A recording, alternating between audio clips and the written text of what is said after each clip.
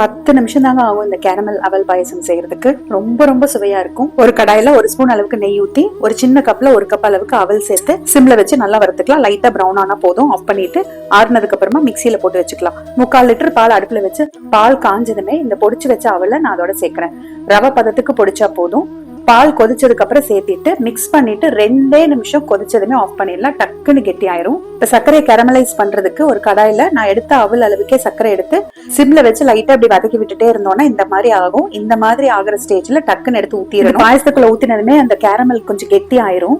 இப்ப இந்த கடாயிலையும் கொஞ்சம் ஒட்டிட்டு இருக்கு பாருங்க. அதுக்குள்ள இந்த பாயசத்தை கொஞ்சம் ஊத்திட்டு அப்படியே வச்சுட்டு ஒரு 5 மினிட்ஸ் கழிச்சு எடுத்து ஊத்திக்கலாம். இப்ப அடுப்பு ஆன் பண்ணி கொஞ்சம் சிம்ல வச்சு கலந்து விட்டுட்டே இருந்தீங்கன்னா இந்த கேரமல் நல்லா கரைஞ்சிரும்.